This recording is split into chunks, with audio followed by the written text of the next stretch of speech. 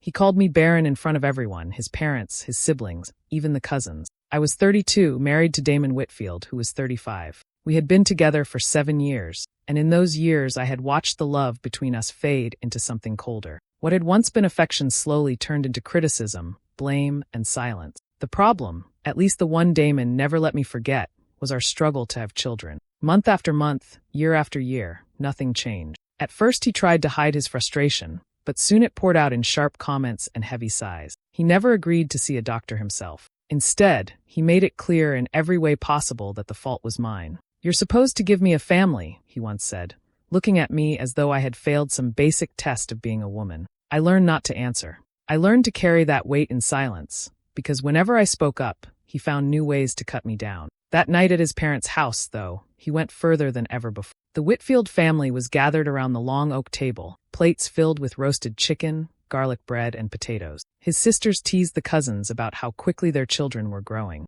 There was laughter and chatter, the kind that usually filled the room at these gatherings. For a moment, I thought maybe the evening would pass without incident. But Damon leaned back in his chair, smirk tugging at his lips, and said, "Well, don't look at us. Clara's barren." The word felt like a slap. The laughter stopped. Forks froze halfway to mouths. His mother shifted uncomfortably, his father cleared his throat, and the cousins stared at their plates. Not one person looked at me. Not one person spoke up. I felt the heat crawl up my face, my chest tight with shame. My hands gripped the edge of the table so hard my knuckles ached, but I didn't let my expression change. I wouldn't give him the satisfaction of seeing me break. Damon sipped his wine like he had told some harmless joke, and no one dared challenge him. In that silence, I realized something important. His family would always take his side, even when he was cruel. They would let him say anything, no matter how humiliating, as long as it kept the peace. But for me, that night was the breaking point. Damon thought he had destroyed me with that single word. What he didn't know was that he had only planted the seed of what was to come. I sat there quietly, swallowing the pain, but inside I made a promise. The next time he tried to shame me, I would be ready. When I first met Damon, he was the kind of man people noticed the moment he walked into a room. He was ambitious, full of charm, and made me feel like I was the only person in the world who mattered. In those early years, he spoke about dreams of a house filled with children, vacations by the sea, and growing old together. I believed every word because his eyes used to shine when he said them. But the Damon I live with now feels like a stranger. Somewhere along the way, the warmth drained out of him. The charm that once made me feel special turned into sharp words and dismissive looks. Instead of planning a future with me, he started blaming me for the one thing we didn't have: children. Every conversation about it circled back to me, never him. When I suggested we both get checked, he brushed it off with a laugh, insisting he was fine. "The problem isn't me," he said more than once. His certainty left no room for argument. The blame wore on me, but I wasn't alone. My best friend, Marissa Lane, noticed how I had started to shrink inside myself. She would take me out for coffee and gently remind me that Damon wasn't the man I thought I had married. "You can't let him take away your dignity," she told me one afternoon, her hand resting over mine. Her words gave me something to hold on to when I felt like I was disappearing. Even as I tried to hold my head up, the cracks in our marriage grew wider. Damon's habits changed. He started working late, or so he claimed. Nights stretched longer and longer, with no explanations that made sense. When he finally came home, he would head straight for the shower before even saying goodnight. He had never done that before. It was such a small detail, but it gnawed at me. His phone was always face down, and when I walked into a room, he would sometimes tuck it quickly into his pocket. I noticed everything, but I kept quiet. I watched him carefully, memorizing each lie in the way he said it too smoothly, each excuse that didn't quite add up. He thought I was too timid, too broken to question him, and maybe for a while he was right. But inside me, suspicion grew like a heavy stone I carried everywhere. At night, I would lie awake, staring at the ceiling, replaying every sign, every shift in his behavior. Something was happening, something he didn't want me to see. Part of me wanted to confront him, to demand the truth, but I wasn't ready yet. I chose silence, not out of weakness, but because I needed to be sure. So I waited, and I watched. And with each passing day, the feeling that Damon was hiding something only grew stronger. One evening while folding laundry, I noticed something on Damon's shirt. At first it looked like a smudge, but when I held it closer to the light, my stomach dropped. It was lipstick, a deep red shade I had never worn. I stared at it for a long time, my fingers frozen on the fabric. There was no explanation he could give that would make that mark innocent. I put the shirt back in the basket and felt a heaviness settle over me. For days, I carried that image in my head, the red stain that didn't belong to me. I wanted to confront him, but a voice inside me told me to wait. If he was careless enough to come home with proof on his clothes, he was careless enough to slip again. One night, Damon claimed he had to stay late at work. Something in the way he said it didn't sit right. He grabbed his keys quickly, avoided my eyes, and was out the door before I could answer. I waited a few minutes, then slipped on my coat and followed at a distance. My hands trembled on the steering wheel, but I stayed far enough behind so he wouldn't notice. He didn't drive to the office. Instead, he pulled into a quiet restaurant across town. I parked a few cars back, heart pounding so hard I thought it would crack my ribs. Through the glass window, I saw him sit at a table, glancing at his watch. A few minutes later, she walked in. She was younger, with styled hair and a bright smile that never once dimmed. Lydia Cole, that was her name. I had heard it once or twice when Damon mentioned work, but I had never paid attention. Now, watching her slide into the booth beside him, I wished I had. The way she touched him made bile rise in my throat. Her hand lingered on his arm, her laughter spilled out too loudly, and she leaned against him like she belonged there. Damon didn't push her away. He welcomed it. Their heads bent close together, as if they were the only two people in the room. And then came the final blow. Lydia leaned over and kissed him. Not a quick peck, but a kiss filled with the kind of affection he hadn't shown me in years. My vision blurred, but I refused to cry. Sitting there in my car, gripping the steering wheel, I realized the truth I had been avoiding. Damon hadn't just stopped loving me, he had replaced me. The betrayal cut deep, sharper than any of his cruel words had before. All those years he spent blaming me for our empty home, all the insults about children, all the shame he piled on me, it had all been a cover for this. He was unfaithful, and he thought I would never find out.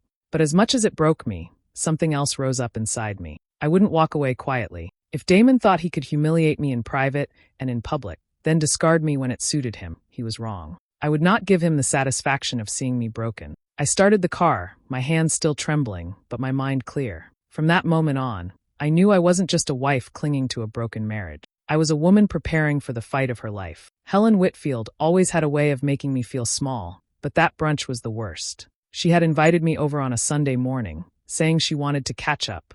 Damon wasn't there. It was just her, me, and a table covered with eggs, fruit, and toast that I could barely touch. From the moment I sat down, I could feel her eyes on me, studying me like she was searching for weakness. She started with small talk, asking about work, about whether Damon and I had been keeping busy. I answered politely, even though I knew where this was headed. Helen never asked questions without a reason. She circled around the topic until she finally set her teacup down and said, "Clara, don't you think it's time you tried a little harder?" I froze, the fork in my hand still halfway to my plate. She kept talking, her voice calm but her words sharp. Damon is 35. He isn't getting any younger. A man needs children. A family. You have to find a way to give him that. My throat tightened, but I forced a smile. "We're doing what we can," I said softly, though every word felt like a stone in my mouth. Helen leaned forward, lowering her voice as if she was sharing a secret. "Sometimes, when a woman can't give her husband what he needs, he starts to look elsewhere. It's only natural. A man shouldn't be deprived of happiness."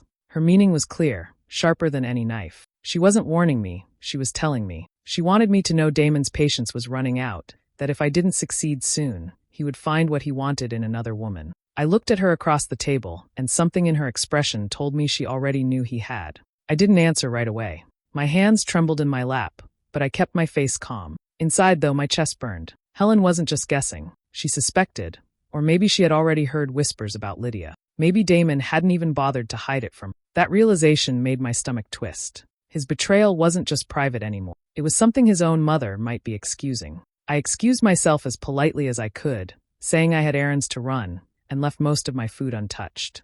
The moment I stepped out of her house, the air felt different. I stood on the sidewalk, my hands clenched into fists, and let the anger wash over me. Helen thought she could shame me into silence, just like Damon had. They both believed I would stay quiet, accept the blame, and keep pretending everything was fine. But they were wrong. If Damon and Lydia wanted to play their game in the shadows, I would drag it into the light. If Helen wanted to hint about Damon finding happiness elsewhere, I would make sure the whole family knew exactly where he had been finding it, and at what cost. That brunch was the moment I stopped feeling like a victim and started thinking like someone who needed a plan. They thought they could break me down piece by piece, but I was already building something they couldn't see coming. I finally decided to get answers for myself. For years, I had carried the weight of blame, letting Damon's words sink into me until I almost believed them. But deep down, I needed to know the truth. So I booked a fertility appointment without telling him. The waiting room smelled faintly of disinfectant and coffee. My hands shook as I filled out the forms, but I kept reminding myself this was necessary. The tests didn't take long, and within a week I was sitting across from the doctor as she read over the results. Her tone was calm, professional, but her words landed like a thunderclap. Everything looks perfectly healthy on your end. There's no medical reason you wouldn't be able to conceive. Relief washed over me, followed quickly by anger. All those years of insults, the humiliation, the shame, it wasn't me. It had never been me. The doctor continued, suggesting that my husband should also be tested. It's always best to check both partners, she explained. I nodded, already thinking of how I could make Damon agree without triggering his pride. At home, I chose my words carefully. I told him the doctor thought it was smart for both of us to be tested, just to cover all bases. I smiled as if it was nothing serious, nothing threatening, just a routine step. For a moment, I thought he would refuse. His jaw tightened, his eyes narrowed, but then he sighed and said, "Fine, if it shuts you up." The day of his appointment, he treated it like a chore. He barely spoke to me on the way there, and when it was over, he acted as if it meant nothing. But when the results came back, the truth was undeniable. The doctor's report was clear. Damon had low sperm count and poor motility. The problem was his, not mine. I sat in the office, staring at the paper while Damon shifted uncomfortably beside me. His face went red, and he mumbled something about doctors being wrong all the time. I didn't argue. I just folded the report neatly, slid it into my bag, and said nothing. When we got home, I placed the report in a folder and locked it away. My hands trembled as I closed the drawer, but it wasn't from fear, it was from power. For the first time in years, I held the truth. Damon thought he could crush me with his words, shame me in front of others, and carry on with his secrets. But now I had something solid, something undeniable. The blame no longer belonged to me. I didn't show my anger. I didn't confront him. Instead, I carried on as if nothing had changed. But inside, I knew I had just gained my weapon. And when the right moment came, I would use it. After learning the truth from the doctor, I forced myself to act as if nothing had changed. Damon went about his days with the same arrogance, still making sly remarks, still coming home late, and I smiled through it all. I cooked his meals, sat beside him at family gathering, and played the role of the obedient wife. On the surface, I looked quiet and loyal. Inside, I was taking notes, watching carefully, waiting for him to slip. At dinners with his parents, I lowered my eyes when he spoke, nodding at his words like I agreed with everything. Helen would talk about children, about how families needed to grow, and I kept my mouth shut. Damon thought my silence meant surrender, but it meant I was hiding what I knew. The report from the doctor sat locked away, burning like a secret I held close to my chest. Still, I knew that one piece of evidence would not be enough. If I wanted to expose him, I needed more. That was when Marissa stepped in. She had always been the one person I could trust, and when I told her what I had discovered, she didn't hesitate. "If he's lying to you, then he's lying in other ways too," she said firmly. Together, we started digging. Marissa worked in finance, so she knew how to look at numbers in ways I didn't. One afternoon, while Damon was at work, I handed her a stack of bank statements I had found tucked in his desk. She spent hours going through them, highlighting transactions, circling dates, and pointing out what didn't add up. Hidden in the mess of bills and expenses were regular transfers to another account. Smaller amounts, spaced just enough apart to seem normal at first glance, but the pattern was there. The money was going to Lydia. Rent payments, shopping sprees, even what looked like a down payment on a car. Damon wasn't just betraying me emotionally, he was funding his mistress's life. Every dollar he spent on her was a dollar stolen from the home he pretended to care about. I stared at the proof, my chest tight with anger. All the nights he came home complaining about money, all the times he scolded me for spending on groceries or clothes. He was lying. He had been living a double life and making me feel guilty while he poured our money into hers. Now I had two truths, one that showed his weakness as a man, and one that showed his betrayal as a husband. I tucked them away, keeping them safe, knowing I couldn't use them yet. Timing mattered. If I revealed them too soon, he would twist the story, make me look bitter, make me look like the problem. No, I needed the right moment, a stage big enough that he couldn't run from it. So I waited. I smiled at his mother's question. I pretended not to notice the smell of perfume on his clothes. I kept my voice soft, my head bowed, and my mask in place. Damon thought he was in control, but I was the one holding the truth. And when the time came, I would make sure the whole family saw exactly who he really was.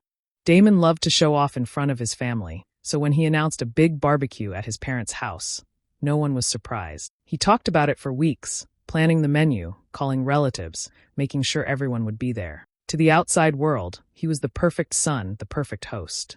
I kept my expression pleasant whenever he mentioned it, but inside, I knew this was the stage I had been waiting for. A few days before the gathering, I got a call from his sister Renee. She had never been one to defend me openly, but she wasn't blind to her brother's faults either. Her voice was low, almost apologetic, when she told me something I already suspected. "He invited Lydia," she said. "He told our parents she's just a friend from work, but I thought you should know." The words made my chest tighten, but I thanked her calmly. Renee didn't like what Damon was doing, but she wasn't brave enough to confront him herself. Still, her warning was all I needed. If he was bold enough to bring Lydia into his family's home, then he was bold enough to believe no one would stop him. That arrogance would be his downfall. For the next 2 nights, I barely slept. I laid everything out on the dining table in our house when Damon wasn't around. The medical report that proved the truth about his infertility, and the bank statements that showed every dollar he had funneled into Lydia's life. I made copies of everything, neat stacks tucked into a slim folder I could carry easily in my bag.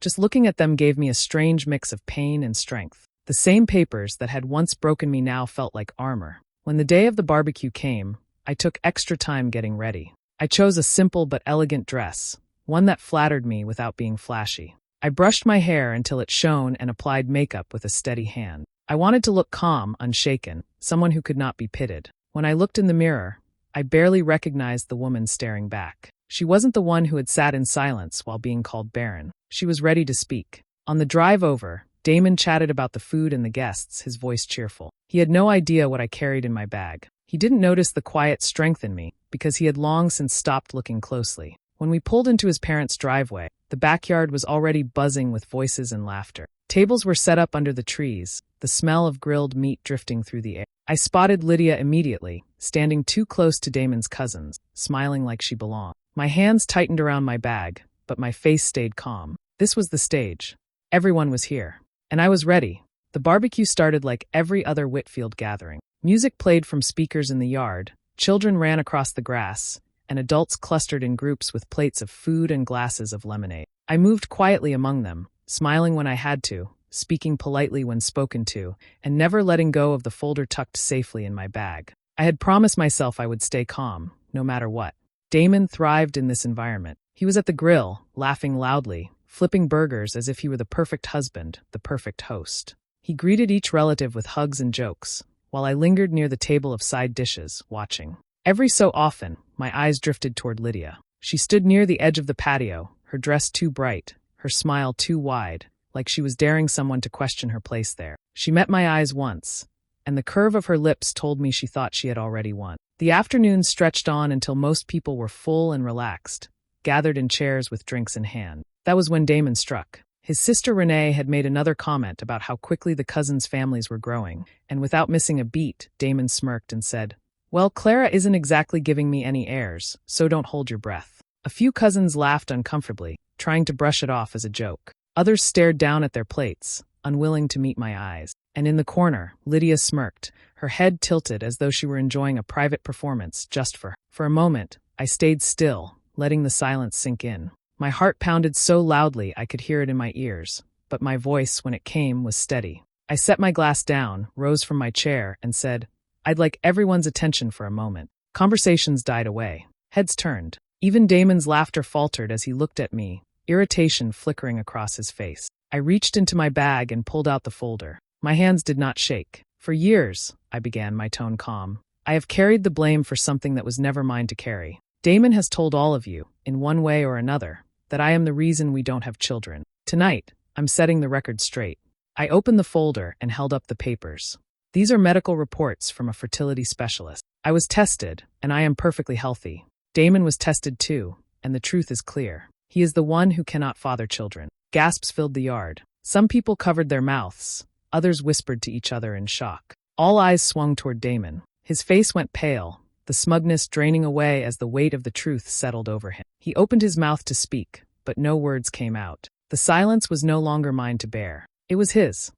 The whispers after the medical report hadn't even died down before I reached back into my folder. Damon still sat there, pale and stiff, but I wasn't finished. My voice stayed steady as I said, "And that's not the only truth you all deserve to hear." I pulled out a second stack of papers, this one thicker. Copies of bank statements, receipts, and photographs I had gathered over the past week. I handed them one by one to the relatives closest to me, and they began passing them around. Conversations stopped again as people leaned in to read. "These," I said clearly, "show exactly where Damon has been spending his time and money. Not on me, not on our home, but on Lydia Cole. The moment her name left my lips, every head turned toward the woman standing near the patio. Lydia, who had been smirking all afternoon, froze. Her painted smile slipped away as if someone had yanked it off her face. Eyes widened, voices rose in shock, and the air seemed to tighten around her. Helen was the first to react. She shot to her feet, her voice sharp enough to cut the air. "Shameless," she shouted, pointing straight at Lydia. "You come into my home, smiling at my family, while sneaking around with my son like some thief. Disgraceful." Her anger didn't stop there. She swung her glare to Damon. "And you, bringing this woman here, humiliating your wife, humiliating all of us.